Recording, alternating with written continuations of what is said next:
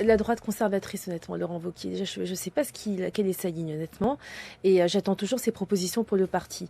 Je pense qu'entre Emmanuel Macron et en tous les cas l'extrême droite, parce que je ne sais pas que c'est le cas de Laurent Wauquiez, mais de manière globale sur le paysage politique, la droite avait le programme de François Fillon, qui était un programme libéral sur le plan économique et conservateur sur le plan sociétal, mais qu'elle a aussi des sujets qu'elle a largement abandonnés et dont il faut qu'elle s'empare pour reconquérir les classes populaires. Et sans aller sur le terrain du populisme. Par exemple. Eh bien, les fractures sociales et territoriales. On en a parlé en 95, après, ça fait pchit.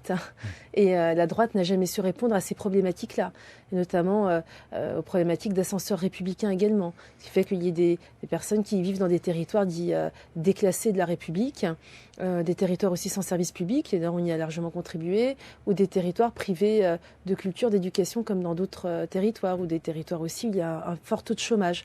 C'est une partie des zones rurales, mais c'est aussi une partie de la France périphérique, des France périphériques. Et là-dessus, on a un travail à mener important. Puis il y a aussi des sujets sur lesquels on est mauvais. La culture. Quand on parle culture à droite, on ne parle que de patrimoine et d'audiovisuel. Culture, c'est quand même un peu autre chose. C'est aussi l'enseignement artistique. C'est ce qu'on peut faire dès le plus jeune âge pour émanciper un individu. Et puis, c'est l'écologie. On parlait un petit peu à travers l'alimentation, mais l'écologie, il peut y avoir une écologie de droite. Et là-dessus, à part Nathalie Kosciusko-Morizet, la droite était très muette.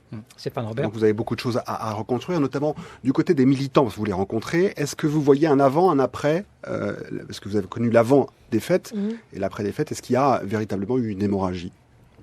Alors il y a évidemment, on ne va pas vous dire que ça va bien, ça va mal, mais ça va mal depuis un petit bout de temps. Alors ils avaient repris du poil de la bête avec la primaire, qui a mobilisé beaucoup de gens, mais ça fait très longtemps que les militants sont désabusés. C'est-à-dire qu'une fois qu'on est au pouvoir, on ne fait pas ce pourquoi ils nous ont désignés.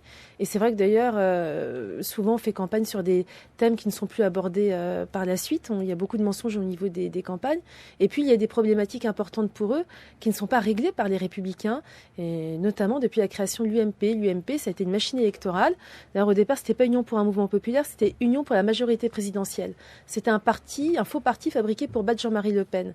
Et là, on a additionné tout le monde, on a mélangé tous les courants possibles et imaginables, ce qui fait qu'on était dans une logique électorale. Il fallait faire des consensus, mais on ne savait plus qui on était, quelle était la ligne.